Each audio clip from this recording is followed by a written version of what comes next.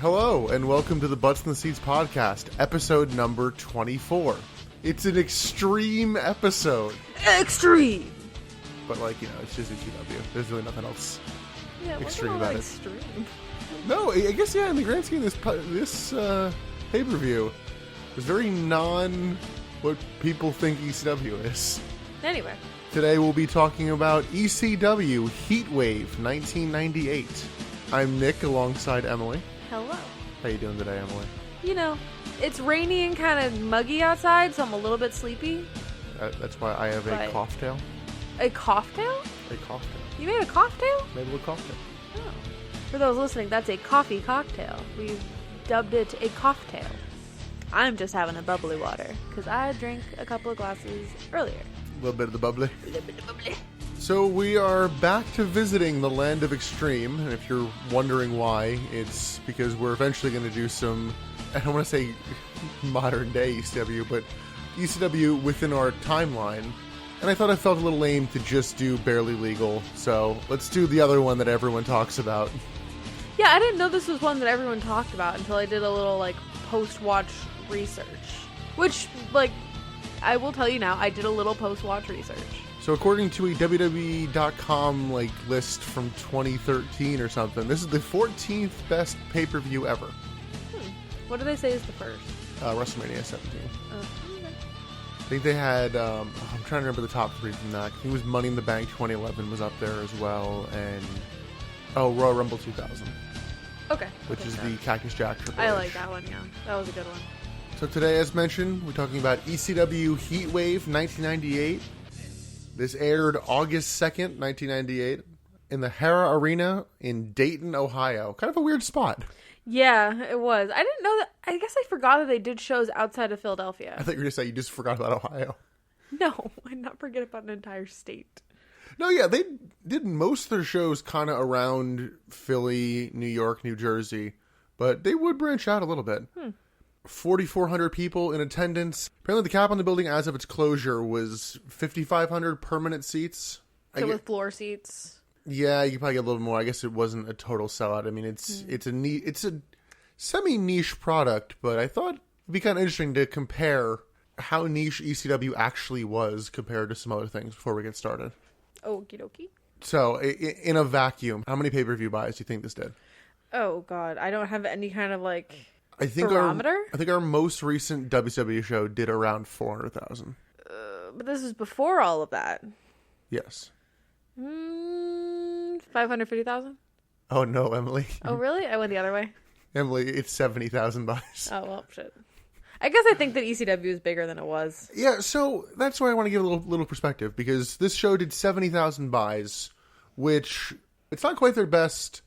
It's kind of up there. They kind of float around 70 and 75,000 for a while. I think their highest ever is 99,000 buys. It's so close. So if this was a WWE pay-per-view, it would clock in at the third lowest buy rate ever. But this is one of the most lauded ECW pay-per-views, right? Yes. I mean, just ECW never hit the levels of it. Yeah. The two lower than it are Vengeance 2011, which we are kind of at in our Raw skim watching, and WWE ECW December to Dismember 2006. Why didn't they just call it WWE ECW? Because saying E twice hurts. It hurts me. They just said ECW. They just wanted you to think, oh, it's the same thing. It wasn't the same thing. We are not the same. However, looking at some other competitors to WWE over the years, the best TNA pay-per-view buy rate was 60,000. Oh, really? Yeah, so I was kind of looking at it. That is per OSW's website. That TNA pay-per-views were kind of hard to find buy rates on it, because if you're not a publicly traded company, you don't have to release it. That's fair. ECW is a publicly traded company? I think bankruptcy court might be the cause of that. Okay, that's shocking. I would have thought they were a private company. I know they are. I'm saying that they went bankrupt. Because they went bankrupt. Yeah. Huh. And the TNA show, it's hard to find info on that, so it either would have been Genesis or Bound for Glory 2006, both shows in 2006. They did around similar levels, it looked like. Wasn't 2006 kind of a dark time of wrestle? Yeah, I mean, a bit. Definitely looked like TNA was rising. I think their main feud around that time was Kurt Angle versus Samoa Joe. And in the interest of comparison, AEW. If we're excluding the one where they weren't AEW at the time, the lowest AEW buy rate was 80,000. So AEW is already bigger than ECW was. I think AEW also kind of benefits from the exhaustion of the monopoly factor. Like, there hasn't been a real competitor to WWE in a while. And they have a lot more money behind them, too. Exactly. So I think AEW is an actual competitor as opposed to, like, Ring of Honor's not really going to do competition with them. So people who are exhausted by the product of WWE but still love wrestling, ta-da, you have a new thing to go look at. Yeah, there's a difference between competition and, like, alternative option. Like, Ring of Honor is, like, an alternative option for pro wrestling. But I thought that'd be interesting just to take a little note because... Yeah, ECW, bigger than TNA ever was, even during the Hogan and Bischoff era in TNA. I was kind of hoping we would get through a whole episode without talking about them. Never. Well, TNA might not have been, but AEW definitely more secure in their TV position, even though I think they're moving soon, than ECW ever was, because ECW's struggle to stay on television is just a story of their company. Yeah. But let's get into the actual show. We only have 6 matches to get through. Yeah, it wasn't a terribly long show. It was supposed to be 7, but one of them won't happen. We'll get to why later. We do start off with weird audio again. And it should be noted that we actually started the first 5 minutes on Peacock. Then we went, oh wait, we have the original file. So we swapped over about 5 minutes in. Yeah, so we didn't really miss any of the like original music, whatever, but just kind of the beginning funky stuff. We start with Joey Styles in the ring, and he introduces his co-host for the night, Francine, and the ECW World Champion, Shane Douglas. Yeah, I guess I didn't really understand why Shane Douglas was the host and wasn't competing. His arm was like in like a sling brace the entire time. It? Yeah, he has a... I don't know how much of it's shoot, how much of it's kayfabe. Considering they keep working over the arm on television, I'm assuming it's kayfabe. I don't know if he has another injury going on. They're just like, okay, like he's like, let's say his knee is actually hurt. It's like, we can have them work over your arm and you're totally safe fine. With your knee. Right, and then it's a story spot. Okay. And they're trying to keep him and Taz apart on TV right now, too. Okay. So when they get in the ring, Francine kisses Douglas and he just like does a pratfall feint. Which is kind of cute. Can we talk about Francine and her outfit? And she looks amazing. And just all of it. The girl has assets and she flaunts them. And I cannot fault her for that because she looks great. Also, she... especially in 2020, 2021, has some great body positivity. Oh, for sure. Remember, we actually watched a bit of the ECW television before this pay-per-view, and I saw Francine then, and I'm like, damn, she looks good. What does she look like now? And it's like, she looks more, in mom shape. And she did an interview about it, and it was like, people were like, oh, well, you're healthy now. It's like, I was healthy then. I had a high metabolism. I couldn't put on weight. She was young. Like, young people have a higher metabolism. Like, good for her. I really appreciated that. Yeah, it was a great quote of just like, no, I can be healthy then and now. Like, the funniest part of Francine, though, when she came out, Nick looked at me and was like, look at the pants on her. She is coming out in a thong bikini. I was like, Nick, what pants? The lack of it. Yeah, because she's wearing like a little like see-through robe over it too. I think that's more what I was going for. Just, but you said the word pants. Like, she's not wearing pants. I totally meant in the British sense, which is underwear. I don't think so. So Douglas grabs the mic, cue his cut the fucking music. Which, it's always so weird to hear people actually, like, swear freely on television. I know. I love it, though. I wish that we could still have, actual swearing on WCW, WWE. I wish we had it. It makes it more realistic. So they talk about the matches through the nights, focusing a bit on Bam Bam Bigelow versus Taz. Yeah, that seems to be, like, a highlight match. they talk about how at the previous pay-per-view, Bam Bam Bigelow put Taz through the ring. Yes. In a cool looking spot. And they showed that clip a couple of times. That was cool. I will give them that. Especially when it's like a bit into the match. It's like, oh, shit. Yeah. Like, it doesn't feel like you're avoiding this one spot kind of thing. In a very long setup for a joke, Joey says that Douglas is looking good. Douglas says that Joey isn't looking so bad himself. Joey's like, I got a new suit. It's double-breasted. Like Francine. To which Francine takes Joey's face and shoves it in her boobs. Well, before that, she notes, but the suit didn't cost you $6,000 like these. I mean, hey girl, if you gotta flaunt it, if you paid $6,000 for them, yeah. Well, I don't know whether she paid it or Paul Heyman might have. It does not matter, but if they cost somebody $6,000, you want everyone to see them. If I got any kind of cosmetic surgery and it costs $6,000, like, okay, comparable. I have been considering getting LASIK eye surgery for months now, and my friend told me it costs $4,000. If I got LASIK eye surgery for $4,000, do you think there is a soul in this world that I would not tell that I got LASIK and it was $4,000? I would tell everybody. Yeah, there's a dark underbelly of we never know whose boob jobs got paid for and whose didn't and who got asked to get them. And, maybe it's one of those things where that's not really our field. It's not for us to discuss. Yeah, there are other programs that will discuss the how fucked up that is. Yeah. So we then cut to the opening package, which is just a general ECW hype package. Yeah. Didn't seem like anything special for this pay-per-view. And I think this is where we actually swapped over, because it did a weird hard cut to somebody's entrance. And it did it on both versions. Like, oh, that was just weird. It just cut out of it to, like, Just Incredible's music already playing. And Just Incredible does not come out first, because all three of his valets come out. We get our girl Chastity. Yes. Nicole Bass, who we last saw on WrestleMania 15 episode.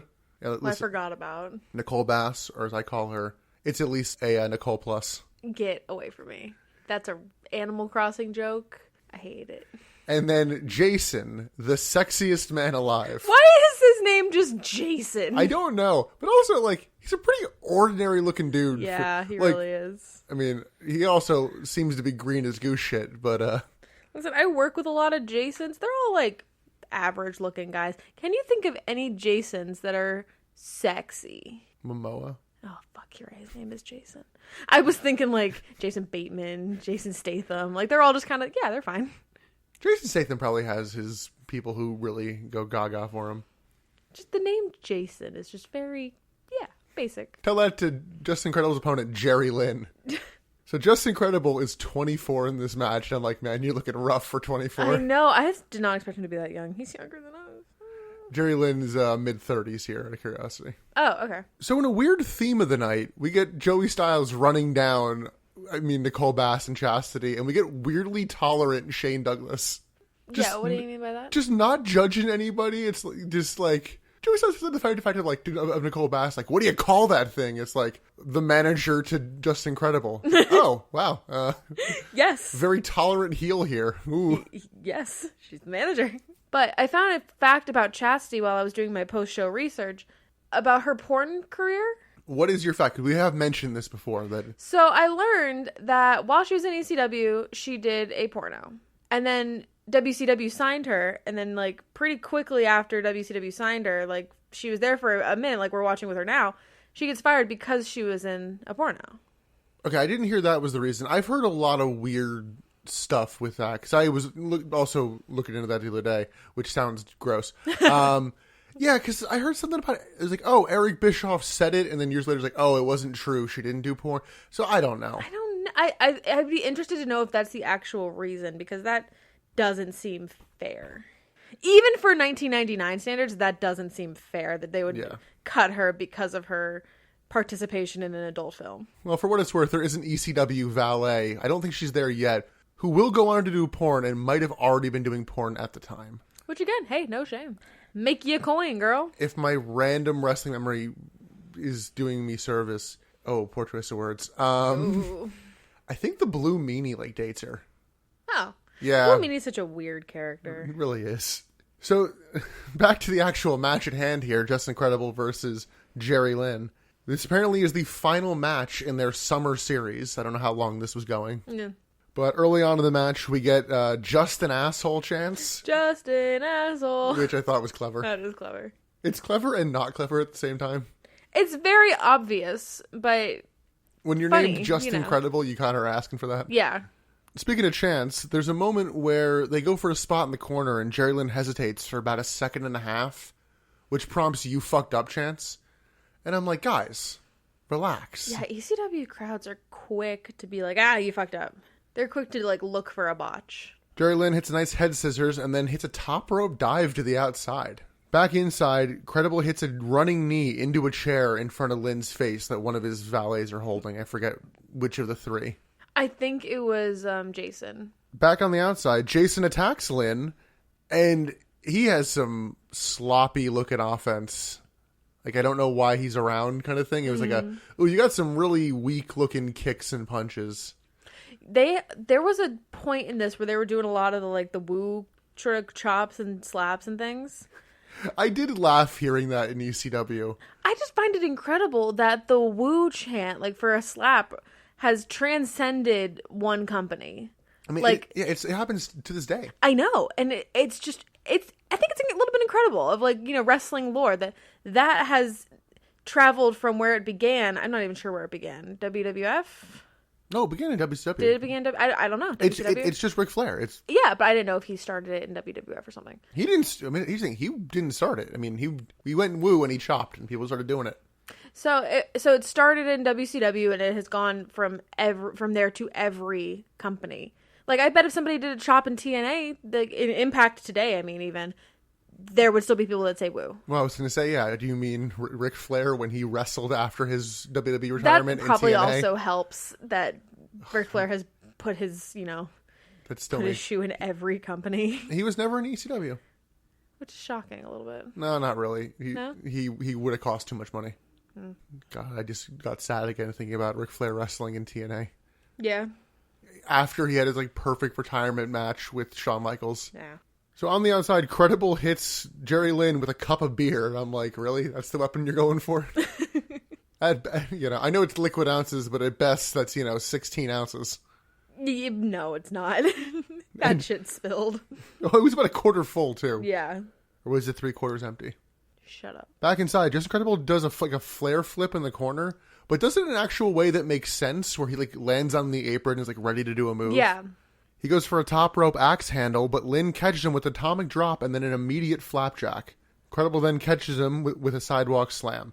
This match is moving pretty fast paced. It really is. I'm not hitting all the points in this match. No, and I like that it's so fast paced. We get a nice spot of Jerry Lynn bridging out of a pin, turns it into a power bomb. Yeah, it was cool. It's that's what Tori and Sable were going for at that WrestleMania match, where they just collapsed like a fucking Jenga tower. Well, have you tried to do a bridge? Try to do a bridge right now. It's not easy. I'm not saying it's not easy. I'm saying I know I can't do it, so I'm not going to try to do it in a hypothetical match. You don't realize how heavy your upper body is, particularly your head, until you are trying to push your arms up in a bridge, because Lord, is that difficult. Jerry Lynn follows that up with a top rope Hurricane Rana. He then goes for another one, but Credible turns it into a power bomb and then grabs a chair. Lynn manages to counter and then hits a DDT on the chair. Jerry Lynn then hits another top rope Hurricane Rana from the apron to the floor and sending Justin Credible through a table on the floor. Yeah. I love a table spot. Back inside, Jason interferes and gets powerbombed for his trouble. Nicole Bass comes in and hits a super weak axe handle. Mm-hmm. Jerry Lynn then low blows her, which I'm sure there was some sort of Joey Styles line that I didn't write down about that.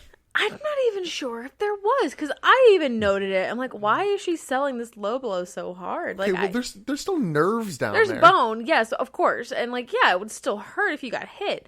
But she's selling it like she can no longer have children, like a guy would, Okay, and I'm like, you don't have balls. Let me punch you in the clit. You couldn't hit my... Okay, the way that the arm goes for that... I thought that was a personal attack, you couldn't find you couldn't fucking find it if you tried. No, the way the arm goes for a low blow, you're not hitting the clit. Well, that is made to hit balls. The way for the arm goes for a low blow, you're not supposed to hit anything in reality. Okay, but even in the kayfabe, you're not... Even if this was entirely real, she would get some pain and maybe some bruising because of the bone on her pelvis, not because, you hit her clit. Like, that's not going to get hit in that move. That move is made for men who have testicles that hurt when they get hit. That's why I thought it was so weird that she was selling it so hard. Like, yeah, it hurts, but not like a guy it would hurt. Well, in terms of selling that we can agree should have been sold, Chastity then comes in and gets fucking tombstoned by Jerry Lynn. I'm like, I love Jesus. that. Joey saw the commentary. Normally, I wouldn't condone violence against a woman, but she's been asking for it all summer long. Okay. Like, oh, Joey. Didn't like that, but I love that Chastity got tombstoned. Like, I think that's really cool. Just Incredible then hits a top rope tombstone, a.k.a. called That's Incredible. Oh, that looked so painful, but I even audibly gasped at that, and you're like, no, he's fine. It's safe. You're fine. But it looked rough to me. After the That's Incredible, Just Incredible gets the win. I don't think it was a plot point, but afterwards he just left his valets in the ring and went up the ramp himself, but I don't think that's anything to read into. Yeah, I don't maybe if we were watching TV, we would, Yeah, but I thought this was a really good match and a great opener. Match. Yeah, I like this match a lot. I don't think we'll see either of these men in WCW, so I think both of them stick around ECW until the end. Does Just Incredible ever come to WWEF? You just walked into my trap. Well, first off, Jerry Lynn does go to WWF. Yeah, I know he does. Right before the invasion. Just Incredible will show up right before WrestleMania 17, and he will join a very special group. Is it the fucking NWO? It's not the NWO. Is it DX? Nope. Yo, you dealing with the X Factor. I got everything I ever wanted, and I'll never give that back. Oh, I know you hate that factor, but you ain't gotta look at me like that. I said you ain't gotta look at me. No, I said DX. That's not DX. That's the X Factor. That's a totally... How is that? It's still X-Pac. How is that not DX? So every group X-Pac is in is DX? If he's going with the X, is he still wearing green and black? Is he going with the X Factor? Like, come on. That's still DX. It's not DX. It's not DX. Though I wonder if that's why Just Incredible thought he was part of the clique. Well, maybe. No, Albert was not part of DX. Oh, what year is this? This is 2000. We watched this. This is post DX dying. We watched this. Yeah. Because I remember this. Yeah, the trio of X-Pac, Just Incredible, and A-Train. Or Albert, I forget what he's going by that week. Yeah. Oh, what a dark time. Emily, you're dealing with the X Factor. I really blacked out. I got everything I ever wanted. And I will never get that back. Now, I know you hate X Factor. Yes, I do. So we do have more ECW shows, so I think we'll see both these guys throughout that. Okay. Moving on to match number 2, because there's nothing in between. They really power through these matches. We get Lance Storm versus Chris Candido. Can I be serious for a second? Where's she get a hype package for this? Yeah, which I thought was kind of interesting. It was interesting that this is 98 and ECW is doing hype packages and WCW is not. Couldn't be bothered. I did laugh at when the package was going. You're like, I know that voice. Oh, yeah, because it's Paul Heyman. It's just Paul Heyman just being like, when Chris Candido did this. Is that your Paul Heyman impression? It's my ECW Paul Heyman feud package impression, yes. Wow, I think you could do better. That could be toned. So the story of this match is its former tag partners turned enemies. Lance Storm comes out, and he has gotten rid of the rat tail since Barely Legal. Thank God. Chris Candido comes out to Back in Black. Back in Black! Which I know previously a couple guys have come out to songs, and I'm like, this sounds vaguely familiar. This is the and first then I one heard that's Back like, in no. Black start up, and I went, oh, wow, this is the one you're asking to get copyright stricken. He also has a surprise with him. Who's with him, Emily? Sunny Tammy. Tammy Sunny. It's Sunny, but they legally can't use Sunny, so it's Tammy Lynn. I interchange calling her Sunny and Tammy. Tammy, who was apparently recently fired from WWF for refusing to go to rehab. Oh, I did not know that was this era of Sunny Tammy. It's a lot of eras. Oh, no. Do you want to watch a movie tonight? What movie do you want to watch, Emily? I don't know. Something about eggs. What? How do you like your eggs, Nick? Oh. Do you like them sunny side up? So Candido comes out and he's wearing some wrestling headgear, which is, I think it's kayfabe. I couldn't find anything on this. They're talking about how there was a match with Lance Storm and Chris Candido versus Rob Van Dam and Sabu, and like part of Candido's ear got ripped off. And the reason I think it's kayfabe is because at one point in this match, the headgear comes off, and on commentary, Joey Styles like, if it looks fine, it's because he got cosmetic surgery. And I'm like, that just screams... Quick cover it up. Yeah. It seems weird to kayfabe it of like, oh, yeah, it's not because this never happened. It's because cosmetic surgery. So shortly after Storm takes the headgear off Candido, Candido hits a top rope splash to the floor. Sunny trips Lance Storm, so he chases her around ringside. She has a good scream. Can we talk about Sunny's scream? Yeah, it's not irritating, which is a very unique skill for a wrestling ballet. Oh, God, speaking of irritating, we'll get to that later. Oh, yeah. No, but like Sunny's scream is kind of like realistic. Just a, ah! Yeah, but it was like, it was... Except not Jerry Lawler. Yeah. Like it was real though. Like not real, obviously, but it was like a believable scream. So he chases her around ringside, and then she kind of goes through the ring. Candido catches Storm and hits a running powerbomb. Follows that up with a very long delayed vertical suplex. He holds him there for a while. Yeah, he does. To the point where I was like, why are you doing this? We get it, you're strong, but why? That was a nice suplex. Then we get an apron suplex onto the concrete by Lance Storm. And I was like, ow. Is this when they went into the audience?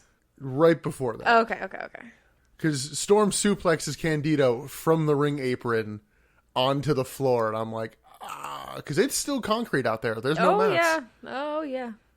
Storm then springboards into the front row onto Candido. And I'm like, I don't think I realized Lance Storm had that in him. There were just people in the front row. He just landed right in their laps. Yeah. Like straight into their laps. I'm like, I guess you expect that at an ECW show, but I think it was the woman, because they were wearing like a full bright pink outfit. They were just not expecting it. So I'm thinking there was somebody that like paid a little extra money for like good seats at this event. They didn't expect to be part of the show. That's what you get for not watching ECW. Maybe. Because yeah, they weren't wearing like, t-shirt and jeans. They were wearing like a full, I want to say it was like a suit, a bright pink suit. I mean, what else is there to do in Dayton? You're not wrong. So Candido goes up top, but he gets caught, and Lance Storm hits a superplex. We then get a diving, spinning heel kick by Storm, followed by a tiger bomb. Sunny gives Chris Candido some powder, which I'm just like... Pocket sand. Well, it's some white powder, and I'm like, I guess you wouldn't waste it. But I'm like, You absolutely not waste it. You're thinking that's some nose clams. Storm knocks it into Candido's eyes, and then follows up with a super kick.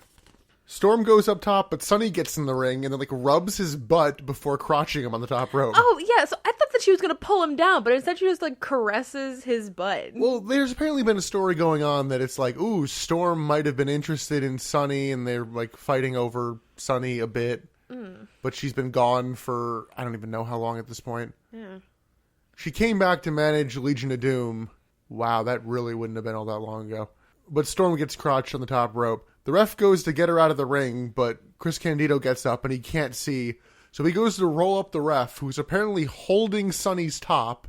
Because when he gets rolled up, he rips her top off. Yeah. But not enough to where it's oh my god, everything's flying. It's enough time where she's okay, I can cover up. And enough that things are loose and she needs to cover up quickly. The crowd goes nuts for it, even though they don't see anything. They're like, oh my god, possible tits. Ugh. Possible titties. It's rolls, the idea of boobs. She rolls onto the ramp, and someone comes down to bring her some sort of blanket to cover it up. God, no. Which gets major boos. I don't know who this man is, because it's not a blanket. It's somebody on the outside. I don't know if it's a PA or whoever. But he takes off his jacket and puts it over her, and I'm like, that's a good guy right there. That's sweet as hell. I like him. Yeah, but he got hella boos for that. So despite Candido being blinded, and Lance Storm is just sitting there the whole time for all this, Candido sets up for a top rope powerbomb called the Blonde Bombshell. Named after me. named after Sunny. No. He hits it and wins. Can you give me one compliment? No. So Candido wins, and then he tries to do an awkward arm raise with Sunny. But Sunny's trying to keep her boobs in her shirt. Thoughts on the match? Good, but the first one was still better. That's where I'm at. Yeah. Yeah, not bad by any stretch. Just, the entire first half of the show is very good. Oh, yeah. I mean, this is Better than anything we've seen on the recent Nitros, it feels like. Oh my god, yeah. I think I even made a note about this. I'm like, this is all way more entertaining. I'd say like 5 of 6 matches are like really fucking good. With the exception of Dean and Benoit versus Ray and Kidman. That was a great match. I don't want to tar all the Nitro matches with the same feather. Of course not, but like, you know, one great show in a pile of turds is just, you know. Well, we cut to commentary and Francine's just there. Just there. Doesn't have a headset on. It's like couldn't contribute if she wanted to. Joey Styles cuts to a clip from earlier today from the parking lot. New Jack's there with the crowd kind of waiting to get in and cuts a promo kind of hyping him up. He's apparently facing Jack Victory later. Who the fuck is Jack Victory? I don't really know. Okay. So Jack Victory comes up and starts like taunting him, and then all of a sudden the Dudley Boys just like roll up in their like rent-a-car. Yeah. And just start beating the shit out of New Jack. And this is where I noticed something strange. So we made a note earlier in the show about how they are not censoring swear words. Yes. But in this promo, the fucks start flying, but we wouldn't know it because they're all getting bleeped. Yeah, it was strange. It was weird. I don't know. I don't have an explanation for you. So various members of the roster try to break it up, and I don't know who it is. I don't know the ECW 98 roster all that well, but New Jack is like dead and someone's like holding them in his arms and it's like, we need a medic! Again, so I was doing a little bit of research. I don't remember their name either because it's not something that was stuck in my head, but that's another like super hardcore like hack type person who's just like all about blood. So the fact that he was like cuddling his head, like it looked kind of like one help. of the Nasty Boys. Maybe it was one of the Nasty. I don't remember. I don't know, but I don't know if they're around at this time. But apparently the fact that he was cuddling New Jack's head was like a very heartwarming, out of character moment. Well, it's like the end of fucking Platoon. It's like, Jesus. He's gonna die. So apparently there is now no weapons match later, which I'm like, I'm fine with. I didn't need a weapons match. With New Jack too, it's like, I forgot who New Jack was until I remembered who New Jack was. Yes. And then I was like, I'm not a fan of New Jack. We then get a backstage promo with Bill Alfonso, Rob Van Dam, and Sabu. And by that, I mean it's 90% Rob Van Dam. Yeah. But that's by design. His entire gimmick right now is that he's tag team champions, but he's a glory hog. So he's like, yeah, remember when I won? It's like, excuse me. And Sabu doesn't talk, so he just acts pissed off in the background. So is that part of Sabu's character? He does not talk? Yes. Okay. There's a great behind-the-scenes clip somewhere, I don't even remember where the hell I saw it, of a segment with him and Paul Heyman, and they're supposed to be angry at each other, and Sabu is like, fuck you, or go fuck yourself. And Paul's like, cut. It's like, Sabu, you don't talk. Why is everyone telling me to go fuck myself? It's like, you don't talk. You can't just come in with that. Right. That can be your first words. It's like, what is that go-to for everybody? So we get the mildly infamous Rob Van Dam talking about his opponents and doing the sneeze, Hakushi, which is a reference to one of his opponents used to wrestle in WWF under the name Hakushi. Is that Hayabusa? The former Hakushi is now Jinsuke Shinzaki. Hakushi's a silly name. But they don't even seem to know their opponents' names. They're like, whatever they're called. Whoever the fuck they are. I mean, they only seem to be in ECW for one night, so. Yeah. But I hate Bill Alfonso. We'll get to him later. Even in this promo, I did not like him. I found him very annoying. We'll get to him later. I want to talk about our next match. Fair. Our next match is Mike Awesome versus Masato Tanaka. You can hear the excitement in Nick's voice because he loves Mike Awesome so much. One of my boys. The fucking mullet on him, too. I know. Jesus. Such a mullet. A very strong mullet. A mullet in 1998, too. That's pretty rare. No. I mean, apparently the mullet's coming back. I don't know how I feel about that. Ew, like in 2021? Yeah. Ew, no. I was very happy to hear when Masato Tanaka came out, they didn't have some sort of chopsticks racist music for him. Yeah, I was a little shocked. Because even with like Shinsuke Nakamura on current day WWE, it's a little like, oh, don't forget he's Japanese. But that shit slaps. It does slap, but it's like, don't forget he's Japanese. It absolutely does slap. It's the same kind of. I think it's literally called like the Rising Sun or something. But it's also the same as Drew McIntyre getting the bagpipes. Yeah, you know? It's very similar. Don't forget he's Scottish. He's apparently trying to break out his old theme song, which is called "Broken Dreams." Oh. Back when he was the chosen one. But I am the chosen one. You'll get to experience WCW's Chosen One soon. Harry Potter comes to WCW? In a manner of speaking. Oh, no. The Chosen One. Somebody who is a bit overrated for themselves definitely is coming. Harry Potter comes to the WCW? We'll have to roll with that once this person gets there. Okay. I say this as a huge fan of Harry Potter. I have a Harry Potter tattoo on my arm. But Harry Potter is overrated as a character. Listen, careful. If you call him Harry Potter, it might piss him off. And he told you not to piss him off. So the match starts, and this is a good big boy match. Big boy. This is nothing but power moves. It really is. Awesome hits a slingshot shoulder block to counter a running Tanaka. And Mike Awesome just hits a lot of like springboard and top rope moves. Thoughts on that from a guy his size? It was shocking. It was not something I was expecting. Yeah. I like it, though. I love a top rope springy move. Yeah, he hits like a running tope, just like diving over the top rope on the Tanaka. I love it when big guys get on the top rope. I am struggling so hard to call him Tanaka and not Tatanka, who is a totally different wrestler with a Native American gimmick from the mid-90s and also the early 2000s. Tatanka. That's the best you got for a Native American gimmick. It means buffalo. I almost called him Tatanka there. Tanaka hits a springboard clothesline inside the ring and grabs a chair. He then goes all the way up the ramp and then runs back with the chair and hits a jumping chair shot. I like that. Like, is going to the top of the ramp really going to give you more power? Well, I know that's what he was doing, but he didn't seem to be going. He was the little engine that could. He thinks he can. My favorite chair point with this, I think, comes in later, but they're playing like chair fencing. Yes, that's the next note I have. That's my favorite chair spot in this. Well, I would say, I feel like I should partially note that these shots are to the head, but it's ECW, so it's kind of implied. Yeah, they get tossed to the floor right next to a table, which seemed like he was kind of supposed to go through, and they just kind of lightsaber fight with the chairs on the outside. Yeah, they just do a little fencing match. Which Tanaka wins. Awesome hits a springboard splash from the ring over the barricade in a very similar spot to the Landstorm spot in the last match. Back in the ring, Awesome calls for the Awesome Bomb and hits it, but Tanaka kicks out. Ooh. Awesome hits an Alabama Slam and then goes up top and hits a diving splash. We get two big fuck you chair shots right to the skull of Masato Tanaka. He counters a third one, but then eventually just gets clobbered with it. Yeah.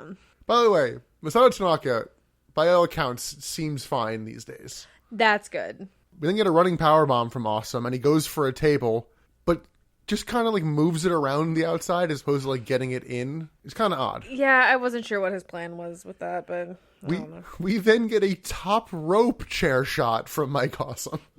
I love the top rope. I think that's really cool. He's going up there. Tanaka escapes two Awesome bombs through the table on the floor and manages to hit one of his own to Awesome through the table on the floor, with Awesome basically landing on his fucking neck. Oh my god, yeah, he took that table shot right to his neck. Like, ow. I think that's the Japanese training of they like train you to not break your neck when you land on it. How do you train that? It's a bone. How do you train a bone to not break? The muscle around it. Oh, fair. Tanaka tosses him in the ring and covers him, but Awesome kicks out.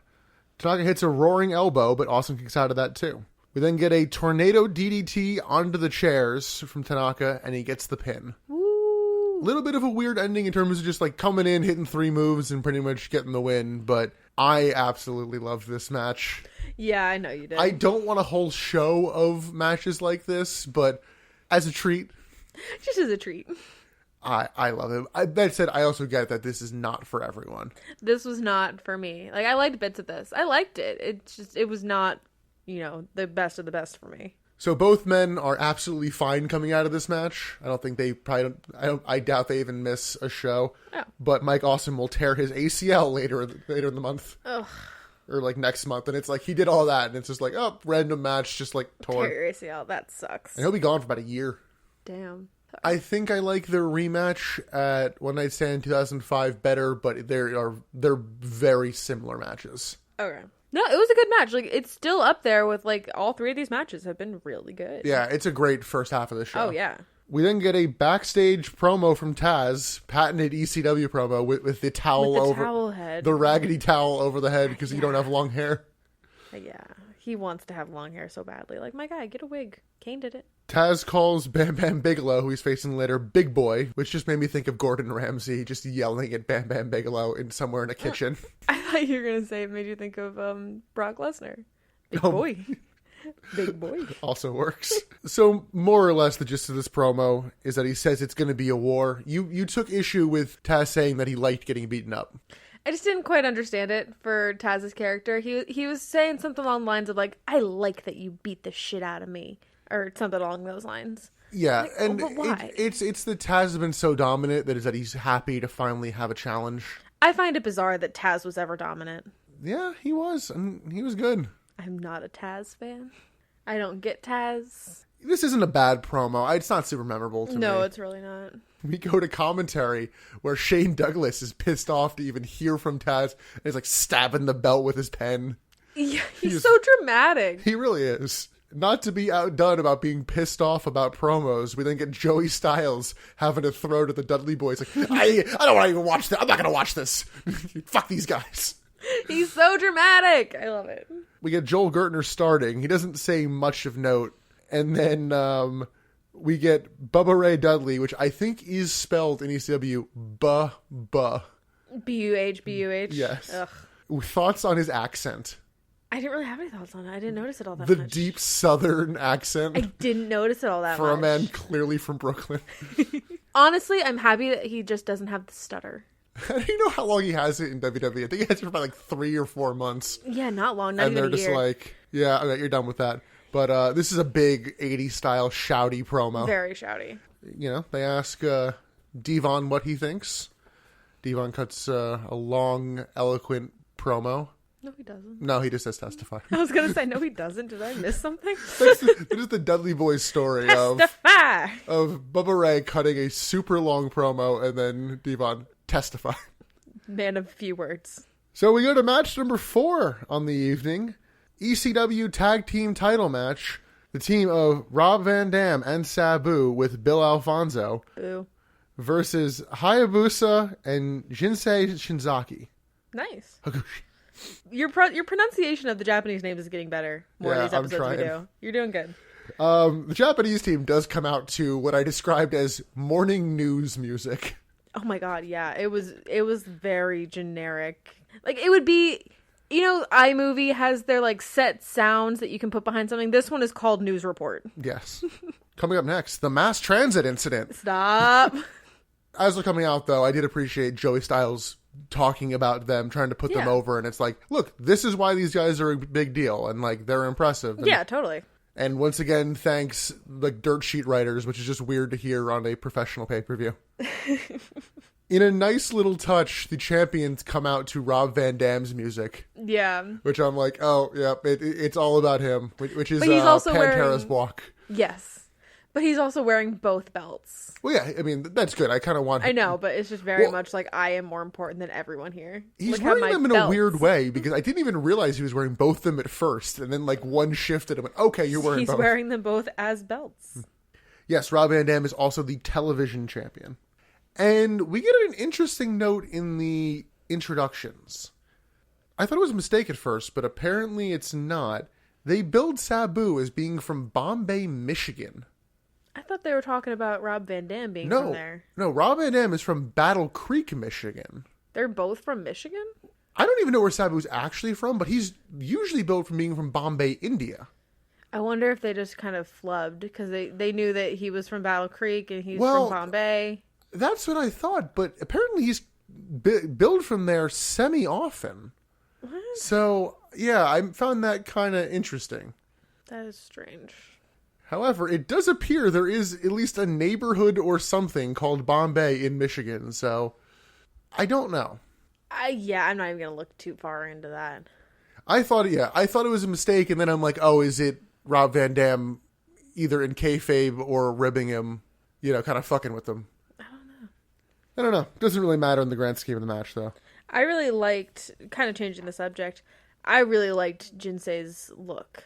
Like the Japanese characters going down his body in the vertical lines. Yeah, I've never looked into how he does that. No, you were saying that it might be like an airbrush sort of stencil thing. Yeah, I don't know. I liked it. I thought it looked really cool. Oh, yeah. Everybody in this match has a great look. Yeah.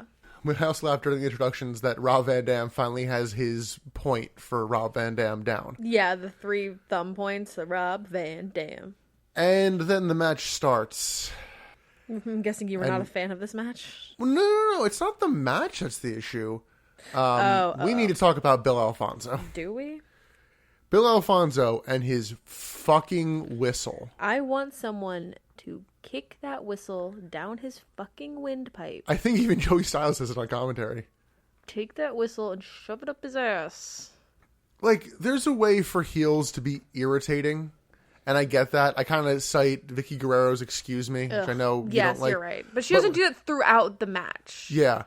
Bill Alfonso is actively hurting the matches he's managing. He's hindering the quality of a match. Like, this was a fairly good match, but it got knocked down a bunch of points I literally for me was because like of this. forcing myself to, like, my brain was like forcing myself into distractions because it's like you just need to not focus on this. We had to mute the TV. Yeah. We muted it first and then we like turned it onto a low volume. Like, I don't care what his comeuppance is. I don't want to. It's X-Pac heat. It's go away heat for me. Yeah, it's terrible. But we did watch a good portion of this match. I guess watch all of it, but like paying attention, we did our best with notes. It's also a fairly fast-paced match. It is. So, and it starts off with them actually observing the actual tag rules, and then it just breaks down about halfway through, and it's like, all right, come in and out as you want. And it's ECW, so there's no DQ anyway, so... Yeah, like, when we're watching WCW matches, I feel the need to ask you, like, did I miss a stipulation? Is this a no DQ match? In ECW, I don't really feel the need to ask you that. Yeah. Because they actually do take a little while to start, and once they finally do start, Rob Van Dam and Hayabusa go technical. They do, yeah. We get a slightly sloppy springboard from Hayabusa. Like, it really wasn't bad, and it results in "you fucked up" chants. And I'm like, Again, guys, chill. they're just so excited to catch a botch. It is kind of amazing how over Rob Van Dam and Sabu are. I mean, I guess it's only 4,400 people, but it's just like, they do anything and the crowd erupts. We get a really cool spot of Shinzaki doing the Undertaker's Old School, but he walks the entirety of one rope and then like half of another, and the crowd even is like, okay, yeah, like that was really impressive. golf clap. That's fucking great. Yeah, that was really cool. I think he did that in WWF too. Did he? Yeah. And I think right after that spot is where we mute the match. I think so, yeah. We get an Asai moonsault to both Rob Van Dam and Sabu by Hayabusa onto the floor. Sabu actually manages to hit his chair-assisted springboard splash over the barricade, which I thought was impressive considering he only goes for it once during this match, because when we watched Billy Legal, he went for it like 8 times, and I think only got 4 or 5 of them correctly. Oh, his average is getting better. Rob Van Dam hits his corkscrew leg drop to the barricade on Hayabusa. We then get Sabu on the top rope asking for a chair, which Bill Alfonso tosses to him, but Sabu fucks up the catch. Yeah, I did think that was funny. Like, it could have been a cool spot, but you couldn't catch the chair. That would have been a "you fucked up" chant, I think. Yeah, which didn't get one. Yeah, what? They still do the spot of Rob Van Dam has Shinzaki in like a Mexican surfboard stretch, and Sabu hits a diving chair shot to his ribs. It's kind of like a toss. I don't think he wanted to really hurt him, considering there's like no good way to protect yourself there.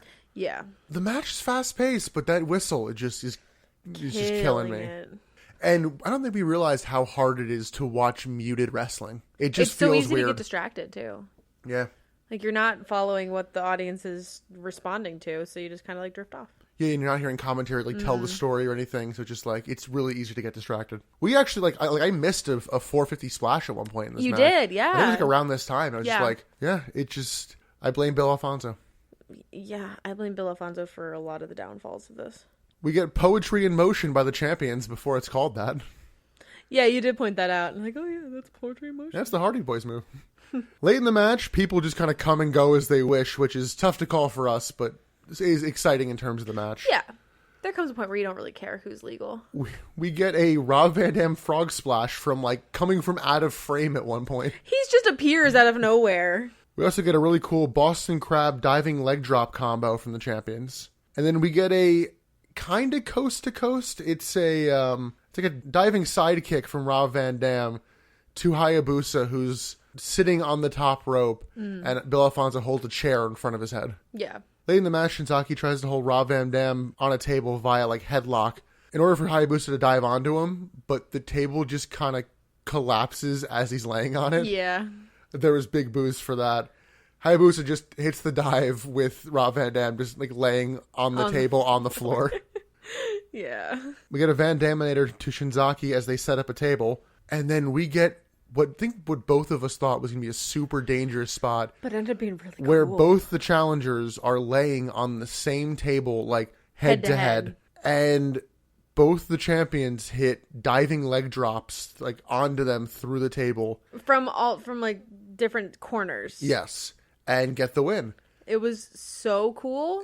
It could have gone so poorly, but it looked really good when they did it right. The fact that it didn't go poorly. Yeah, like literally there's a spot in, I think it's like a Royal Rumble, where Edge and Rey Mysterio try to hit like a missile dropkick at the same time to the same guy, and it literally results in him getting concussed because one of them jumped a little early, so he went down, and then I think like Edge lands right on his fucking head, and it's like, oh god. Ouch. Yeah, actually, I think it was the guy they did it to was Chris Nowinski. I don't know if that's the one that caused him to retire, but Remind me who Chris Nowinski is? Well, you probably know him from Tough Enough. He was Harvard Chris, who now goes around educating people on concussions. Yes. So I don't know if that's the one that caused him to retire, but it's a guy who retired because of concussions. Damn. So that's kind of what I was worried about. One of them does it early, and then it's like a weird level of fucking up your legs. But they did it well. Yeah.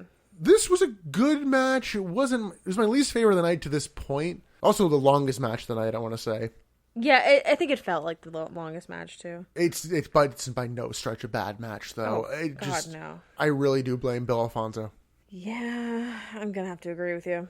It's bad. It just hurts. Like a whistle has never made anything better, and the fact that it never stopped and it also wasn't in rhythm with anything, it hurt. Yeah, I think at one point when we unmuted it, I like saw him like reach in his pocket, and I'm like, oh fuck me, he's going back to it. We're 4 matches down, 2 left. Next up, we have Bam Bam Bigelow versus Taz for the FTW Championship. And that's called Fuck the World Championship? Yeah, it was established because Shane Douglas wasn't giving Taz a World Championship match, so Taz went and created his own World Championship. Right.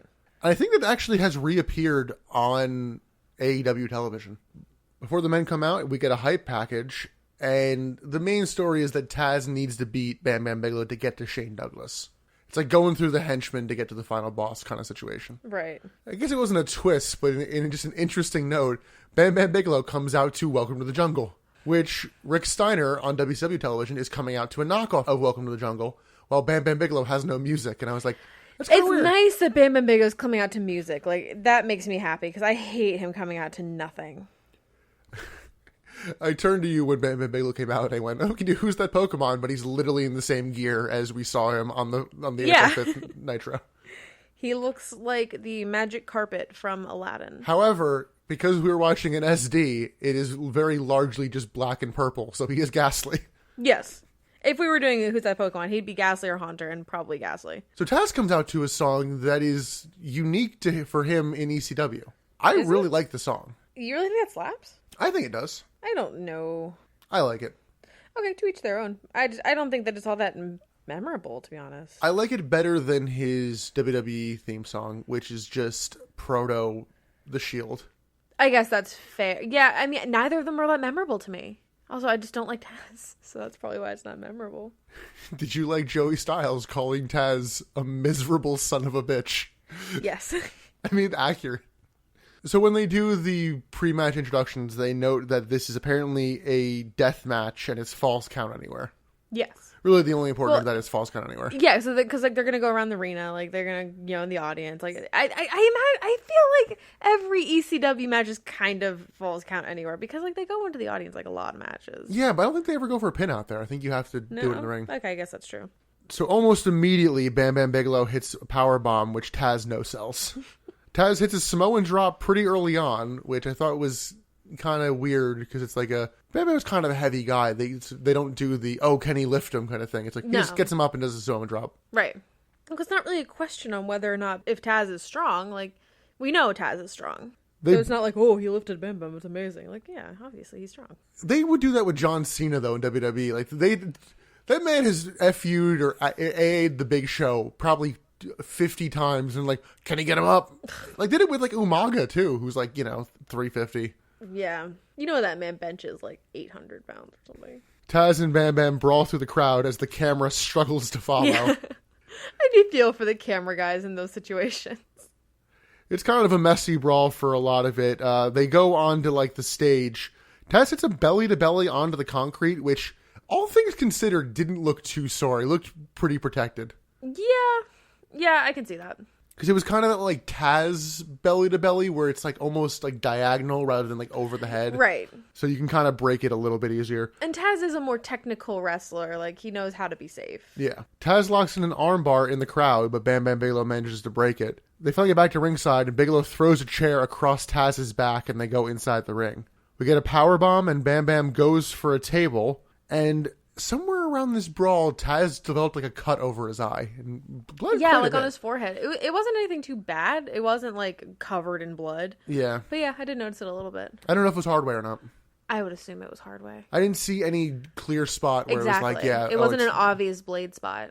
Bam Bam sets up a table in the corner, and Taz gets Irish whipped front first through the table. Mm-hmm. The table breaks pretty cleanly in half, so Taz plexes Bam Bam through, in a lot of quotes, the other half. Yeah, I mean, I don't think it was exactly in half. I think it was like kind of close to the lower third.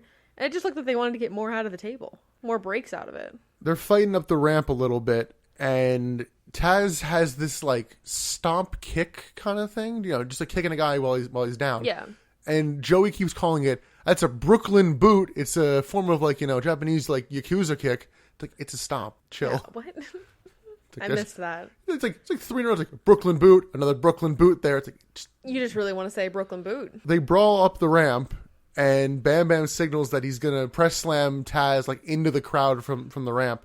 But Taz counters, hits a tornado DDT through the ramp. The ramp just breaks. Yeah, obviously they were trying a cavern. They were trying to recreate the going through the ring the last time these two brawled. But I think this was a little bit more like, holy shit, where did they go? Do you know who was responsible for setting up that spot in terms of having it be able to break? No.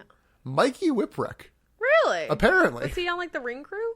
He would have been on the roster at the time too, but I think it was just like look, this is a niche spot. Let's try to find a way to do it safely. So, good job, Mikey. But when they go through, Shane Douglas on commentary, they're dead. Yes, Shane, they're definitely dead. We get some holy shit chants. Are like only ones of the night. Yeah. And somehow Bam Bam Bigelow gets out first, but is like pretty groggy. Taz then gets out and it's all fired up. He locks in the Taz mission on the ramp, and Bam Bam Bigelow taps out? They called it a tap out. I did not see a tap out. He seems to just be reaching for the ropes. We don't get any sort of replay, but like... And Shane Douglas also says, he was reaching for the ropes! Yeah, Shane Douglas is screaming He's on commentary. mad. Like, he didn't tap! He was reaching! Yeah, but I didn't see him tap, and it seemed like he was just kind of reaching for the ropes, and like, in doing so, the hands kind of... hit the mat? Yeah. I don't think that counts as a tap out. But that's a victory for Taz, and he gets on the ropes and kind of challenges Douglas as Douglas throws a monitor off the commentary booth. Yeah, that was a little hissy fit. And apparently slams his headset and heads backstage. This wasn't a bad match. It was probably better for the people in attendance because...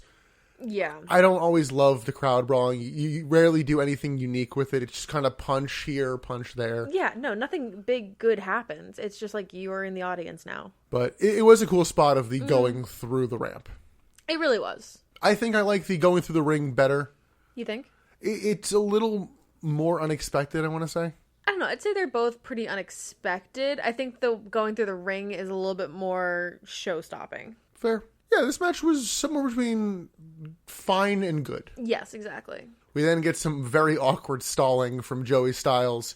Because then you try to fix the ramp before they resume. Yeah, and he's trying to be like flustered because his co-host just stormed off. He's like, I'm doing this on my own up here. What do you want me to say? I don't know how much of it was kayfabe fluster and shoot fluster of like, I don't really know what the fuck to do. I don't know how to fill this time. Yeah. It's like, I didn't know I'd have to, so... Right.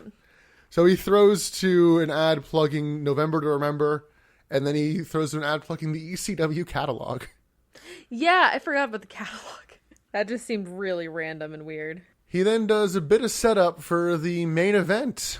And our main event of the evening is going to be the Dudley Boys versus Tommy Dreamer, Spike Dudley, and the Sandman. And because the Sandman's here, I think we need to do round 2 Oh, God. of our Sandman game. So that means I gotta fill the silence again?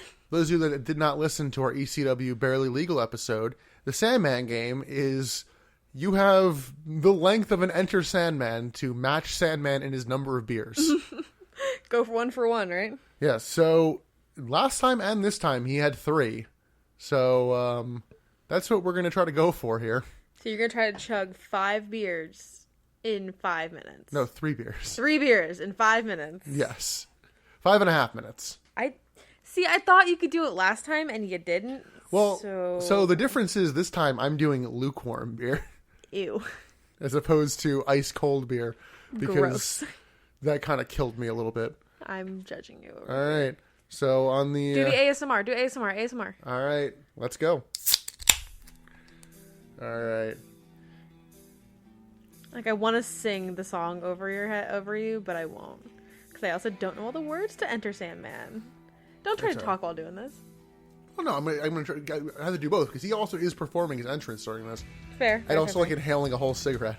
This man does a lot in one entrance. Because we get a promo package, and in promo package they really just one clip. It's the Dudley Boys breaking Beulah's neck, Yes. who is Tommy Dreamer's wife or girlfriend at this point. I forget which at this point in time. But the Dudleys come out, and I think it's Sign Guy Dudley has Beulah McGillis Slutty, which is just like is it a sex doll or Yeah, is it's it a just like blow-up a blow up doll that has Beulah's face on it, and they're just calling it Beulah McGillis Slutty.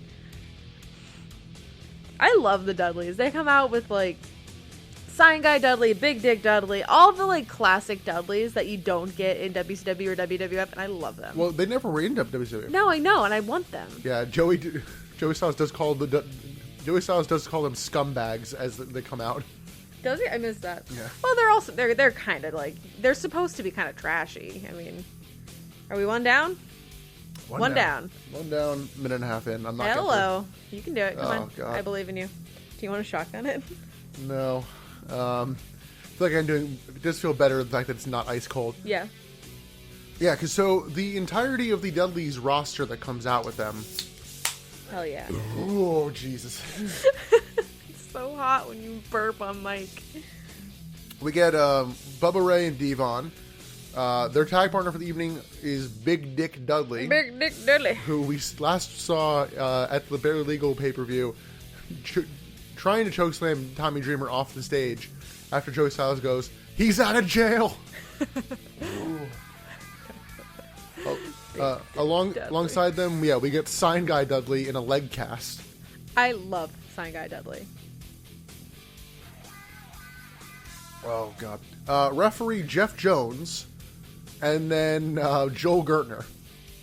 Thoughts on Joel Gertner's promo? Did he have a promo? Yeah, talking about how he basically doing a "I'm the best at sex." Oh, I guess I missed that kind of because I did not make any note of I think I was just focusing on the Dudleys and the fact that we get the Dudleys. Yeah, I totally missed the Joel Gertner shit. Well, he's also the one introducing them because he also introduces them as like the intergalactic 6-man tag team champions. Oh, is this when they did a way too long promo? Yeah, this promo, not a great promo. I tuned out of this promo because it's so long. Like, they're trying to be heels. They're trying to, like, go with the heel heat of the audience. But it's just kind of not working. Because no one's really, like, heating back at them, you know? Yeah, I thought this was the ECW Heatwave 98 or 99 promo. I merged them in my head. I thought it was a bit of both. And I'm like, oh, nope. That promo is all 99.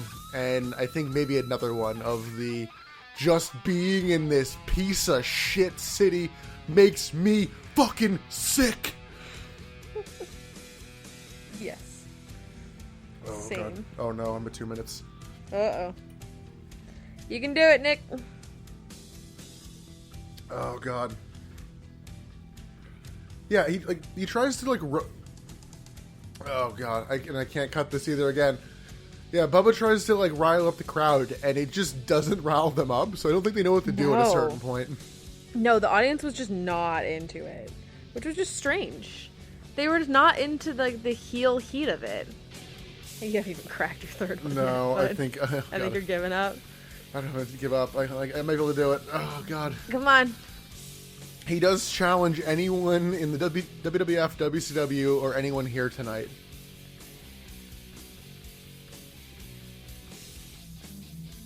Oh, I don't have it in me. I don't have it in me. Try to finish the second one. Oh, I can do that. Y'all don't know how much we sacrifice for this show. Oh, okay, I'm out. I can't.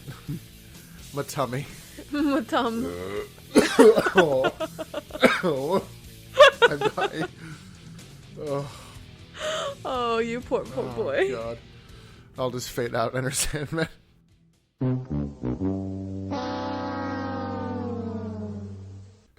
But man, That's the second time we've done that, and we've failed both times. I thought I managed to. I don't No, think you I got did it last time. I don't know, because I drank one of the beers.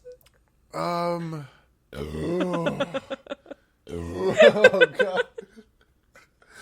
Oh, Jesus. Buddy. I thought it was because there were 4 last time. I'm trying to remember. In my defense, I know they definitely loop Enter Sandman when the faces come out. Oh, for sure. But I don't know if he drinks all the beers before then. Oh, God. Nick's dying a little. Where am I in my notes? So the faces come out through the stage as opposed to through the audience. They come out with ladders in hand to enter Sandman. Yeah, and I thought this was a really cool entrance down the ramp. All 3 of them carrying a ladder. I like that a lot. Yeah, and they all have to set them up on the ramp so they can go around the sides and chug beer and I guess. Oh, fucking! Can we talk about Spike trying to chug his little beer? Well, have them spit a bit all over the crowd. So yeah, gross. wait. So if I'm doing this accurately, I should take a bit of this beer and spit it all over you. Absolutely not. You shouldn't. We have equipment. You can just pan that out of the way. There's an arm. No, I will not be doing that. So yeah, I actually thought Sandman started late in terms of his drinking, and he still got 3 beers in. The man is a powerhouse. I feel like we breezed through that promo because that promo is fucking long by the Dudleys. They don't say anything of note, so yeah, I don't really have anything else to say about it. Yeah, Joe Loader does the whole introduction for each of them, including, I always love the Dudley boys being from different parts of Dudleyville. Yeah, it's the lore. Between the Taz match ending, the bell for that, and the bell for this match starting, how much time do you think there was? I want to say 7 minutes. 22 minutes. For real? It was that long? I thought the match was 22 minutes. From end bell to start bell, there is 22 minutes. Wow. Because Joey stalls for a little bit, and then there's the really long promo, and it's just 22 minutes of nothing interesting going on. Wow, that's kind of why we breezed through it. Yeah, long. I think that's why I feel need to go back to it, because I'm like, that was 22 minutes right there. That was a lot. I should have 22 minutes to drink these beers. You should. You absolutely should. You can do it in 22 minutes. The match starts and they are doing the actual tags, which feels weird when you bring ladders down and then it's like, all right, let's try to actually tag in and out. The Bubba tags in and all of a sudden Spike wants in. Bubba goes to toss him into the front row as he's done before. Yeah. But Spike manages to counter and splashes on top of him. Bubba counters Spike standing on him in the corner with a Bubba bomb. Bubba bomb. Bubba tags in Big Dick Dudley, which I always feel the need to put Dudley at the end of that. Tags in Big Dick. So Spike tags in the Sandman, to which we get fuck 'em up Sandman, fuck 'em up chants. Hell yeah. That's the one thing I do like about the ECW crowd. It's look, you're going to get the show your tits chants a lot. Yeah. But you also will get fun chants as well. Yeah. And it's not just ba ba ba ba.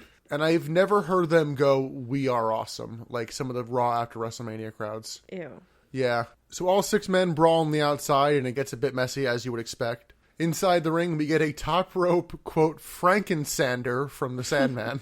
Spike dives from the top of a ladder to the floor on top of 4 men. I think it was the 3 Dudleys and Tommy Dreamer just happened to be out there. So I didn't like this move. I know. I usually love a high-flying ladder move, but he just kind of seemed to fall off the ladder into people. He didn't do any kind of move or even an elbow or something. that he like was doing this jump on purpose. He was just kind of like, I'm here now. Yeah. It was boring. As far as jumping off the top of a ladder off the ring can go, Onto boring. the floor. It was boring. I think it was safe. It was safe, but it was like you could have even like pretended to lead with your elbow or something. Do something that doesn't look like you're just falling. Yeah. Sandman lays a ladder across Devon and hits a swanton bomb. Bubba Ray lays a ladder across Tommy Dreamer and then hits a second rope senton. Spike Dudley hits a low blow and then an acid drop, but then Devon slams him onto the ladder. The faces manage to get the Dudleys all in a tree of woe. Dreamer puts Sign Guy Dudley, who's in a leg cast, in the figure 4, which prompts Jeff Jones, the referee, to break it up, who pile drives the blow-up doll and then mocks Tommy Dreamer's ECW pose. Dreamer responds to this by pile driving Jones and then doing the taunt in actuality. While he's doing this, Joel Gertner also gets tied up in a tree of woe, and the 3 Dudleys get basement drop kicked by their 3 opponents, and Joel Gertner gets drop kicked by the ref. Oh, and there are chairs in front of their faces as well. I think I should note that. They do that a lot. Like, I guess that's an ECW sort of like patented move at this point. Spike then goes for an acid drop on Big Dick Dudley, but Dick's... I can't not laugh at that. Like dicks. But Dick counters and throws Spike through a table onto the floor. Bubba hits a big fuck you chair shot on Sandman and then misses a diving senton onto Tommy Dreamer, who was laying on top of a ladder as opposed to the ladder being on top of him. So Bubba just lands right on the ladder. Oof. Tommy hits a DDT onto the ladder on Devon and gets the pin. Almost immediately, Jack Victory comes down and breaks a guitar over Tommy Dreamer's head. And the heels just work him over. Yeah, so the match is over, but now a new match has started, basically. It's not a new match, just like, okay, I'm beating you up. Yeah, you're done working. Fuck you. New Jack then comes down with a shopping cart full of weapons and cleans house. And to which the commentary is saying, I guess we are going to get that weapons match after all. Yeah, except there's no match. He cleans house. Tommy Dreamer, Sandman, and New Jack pose on top of ladders, and Spike just has to pose on the ground. I was like, oh, sorry, poor Spike. This match was a bit of a mess. It was pretty fun, though. I think I liked the 3-way dance from Bare Legal better. I think that's a comparable kind of... I agree. This was a little brawl. too chaotic for me. There was too much going on, and the beginning promo really killed a lot of the momentum for it. Yeah. Yeah, I didn't love this match. I'd said at the beginning that 5 of these 6 matches were great. This is the one. Yeah? Yeah. Okay, I wasn't sure if you put Taz and Bam and Bigelow in that. No, I enjoyed that one. It's just not a match that I would go back and rewatch. Fair. I would. I don't know if I'd say this match was bad, but I feel like there's better large brawls. And New Jack and Jack Victory stuff at the end just felt unnecessary. I don't know why they cut it. I didn't find a terrible amount of info on that. But I feel like you could have just had Tommy win and them celebrate because they're like, oh, he finally got revenge for Beulah. And then it feels like a whole different focus. Exactly. 5 minutes later. It's too much chaos. But that was ECW Heatwave 1998. We went through that quick. Yeah. Emily, thoughts on the show? I really enjoyed this. I enjoyed this more than I thought I would. Better than Bare Legal? I think so. Yeah, I was telling Emily when we were watching because it did feel a little long, but I think we were just a little tired when we were watching it. But I'm like, there was no Shane Douglas versus Pitbull #2 match. Ugh. Yeah, there's nothing that goes 20 minutes and is just death. No, that promo went 20 minutes and was death. Maybe. Okay, I guess maybe that might have been... The promo itself didn't go 20 minutes, May as well have. Yeah, I guess that is the weakest thing on the show. For sure. But, which is sad, because again, it's the Dudleys, and I love the Dudleys, but yeah. Yeah, and I think, honestly, part of it was just the crowd wasn't buying it, and I think they realized that. Cause I almost think that promo was supposed to go longer. Ooh. Because they're, like, trying to fight people, and I think Dayton was just not buying... wasn't taking the bait. So I was like, okay, well... I'm like, I guess we're done here. Yeah, just, all right, throw it to Joel Gertner, and he'll do this, but... Yeah, they didn't have much there. Mm-mm. Let's go to Best Bit and MVP. Emily, what is your best bit? Oh, I'm giving it to the first match. Just Incredible and Jerry Lynn. Yeah. That was by far the best match to me. It was a great start. Yeah. Personally, no surprise based on the conversation, I went with Mike Awesome and Masato Tanaka. Yeah, I'm not even surprised. I'm going to guess that Mike Awesome is your MVP. He's actually not. Really? Who's your MVP? We didn't talk about him much, and I think this might be a chance to talk about him. I was actually going to give it to Shane Douglas. I was going to give it to Shane Douglas. I want to tell the listeners that is the second take of that, because Emily yelled so loud on the first take that GarageBand was like, what the fuck just happened? We've never had that in the history of the podcast. I thought that I was going to shock you with my MVP pick, and it turns out we were on the same No, page. I maybe it is the fact that we haven't had great commentary on WCW, but Yeah. Shane Douglas was a great heel color commentator. He really was. He had like personality and gave it a lot of like. And he didn't go too heel. I think minus the Taz match, which there's the feuds that makes sense. Like, okay, do you remember when in the fucking Finger Poke of Doom when Bischoff was on commentary? Yeah, and that was this, shitty heel heat. Like that was shitty heel commentary. Yeah, this was heel commentary, but done well. Because a lot of points during the match, he's talking about the psychology and why they're doing this. And it's like, oh, you know, like he's yelling at Mike Awesome at one point during the match, like, "What are you doing? Cover him!" It's like, you know, it's a very logical heel color commentary, and I'm like, look, I know Shane Douglas isn't the most popular guy in wrestling over the course of years, but wait, is he bad? No, just he thinks he's the best thing to ever happen in wrestling sometimes. Oh, okay, well. But I think he put on a great performance here, and I mean, minus that, I feel like a lot of the matches were so two-way streets that I kind of couldn't give it to any one guy. Yeah, no, me either. I was trying to like rack my brain for it all day today of like who. No one carried their match. No, it was all very much together. Yeah, my initial thought was like maybe Bam Bam or Taz because of like going through the ring. I don't know. Yeah, I was having a hard time with it. Yeah, Taz's promo didn't wow me. I feel like maybe if that had. You know, I mean, and the Dudley Boys didn't cut a really great disappointed promo. me. Yeah, you did like Tommy Dreamer. I was happy. I did like Tommy Dreamer. I like him as a wrestler. He's a fun wrestler.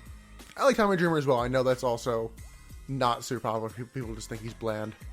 I disagree.